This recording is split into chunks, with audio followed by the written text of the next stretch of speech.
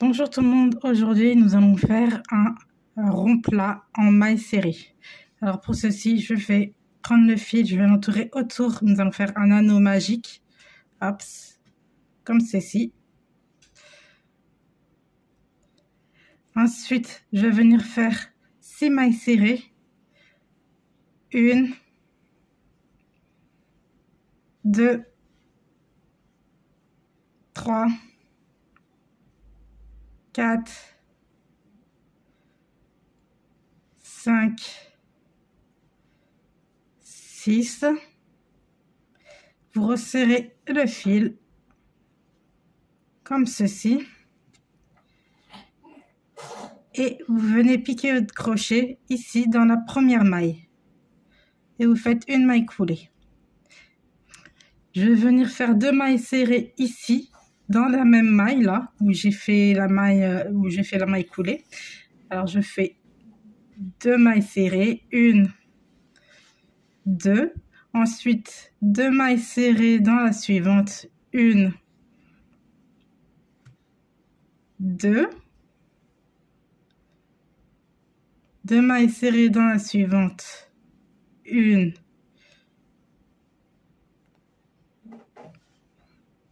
2. Et ainsi de suite jusqu'à la fin du cercle. Ce qui fait que vous vous retrouvez avec 12 mailles à la fin.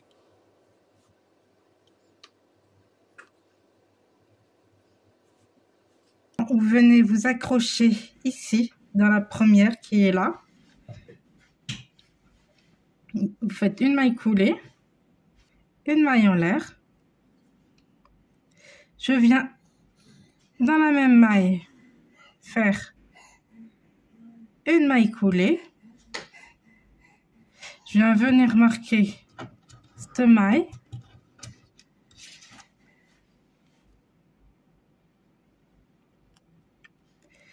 Ensuite, la maille suivante, je fais une augmentation, 1, 2. Ensuite, une maille toute seule, 1. Ensuite, une augmentation, 1, 2. Une maille toute seule, 1. Une augmentation, 1, 2. Une maille toute seule, 1. Une augmentation, 1, 2. Une maille toute seule, une augmentation, 1, 2. Une maille toute seule, une augmentation, 1, 2. Donc ensuite, je viens m'accrocher ici, là où il y avait le marqueur. Je fais une maille coulée. Alors, pour le prochain rang, c'est un rang pair, donc je vais diviser par 2. Alors là, en principe, c'est 2 mailles individuelles et 2 mailles ensemble. Donc là, je vais faire une maille individuelle et la dernière maille individuelle, je vais la placer là. Donc, je vais faire une maille toute seule ici dans le même trou de la maille coulée. Ensuite, je vais mettre mon marqueur. 2 mailles ensemble. 1, 2. Ensuite, je vais faire 2 mailles individuelles. C'est-à-dire une maille dans chaque maille. 1, 2. 2 mailles ensemble. 1,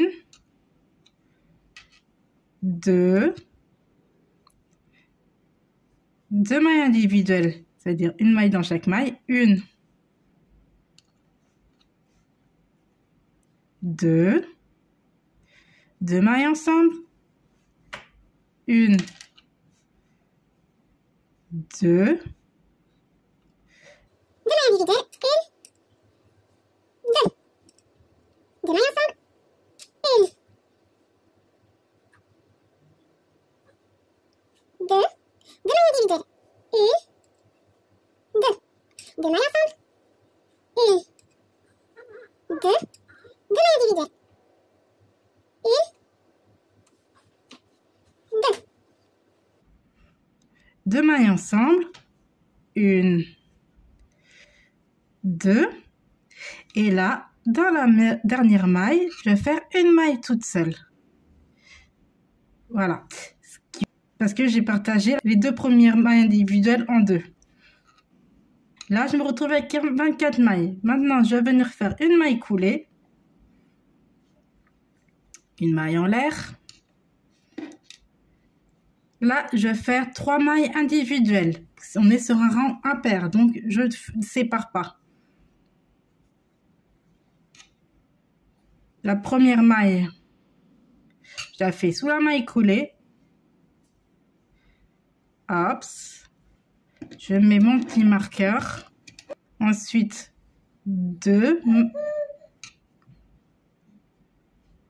et 3. 3 mailles individuelles. Ensuite, 2 mailles ensemble. 1, 2. 3 mailles individuelles. 1, 2, 3. 2 mailles ensemble. 1, 2, 3 mailles.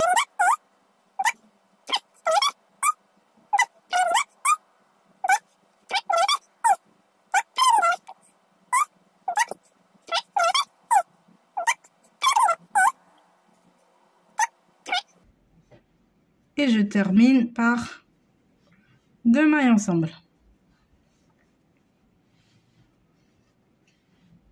Hop, voilà. Là, j'ai 30 mailles. Je retire mon marqueur. Je viens faire ma maille coulée.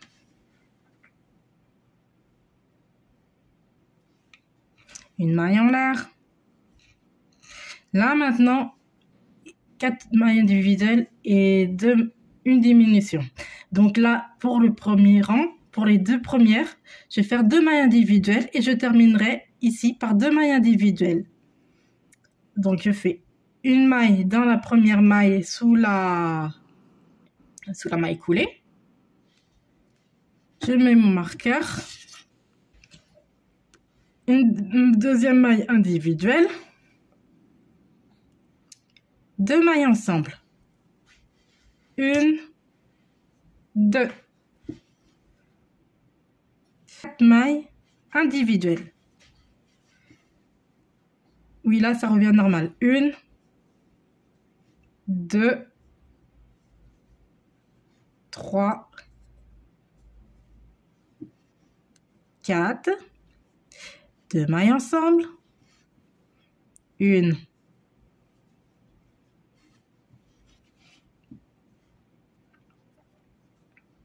2, 4 mailles individuelles. 1, 2, 3,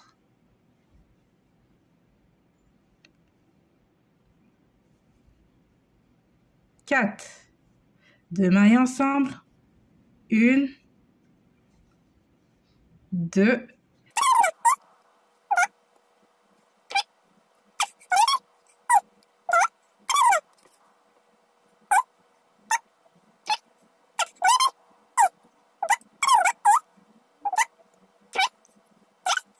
2 mailles ensemble. 1, 2 et 2 mailles individuelles pour terminer. 1, 2. Voilà. Les 2 en premier et 2 en dernier. Voilà. Maintenant, vous retirez. Vous faites votre maille coulée. Et le prochain rang, c'est un rang pair, c'est 5. Donc, vous ne faites pas de séparation. Donc, moi, je m'arrête à 4 parce que, voilà quoi. Cette technique vous permet d'avoir un rond à peu près rond et non pas un rond hexagonal. Donc, lorsque vous êtes sur du rang impair, vous séparez les mailles.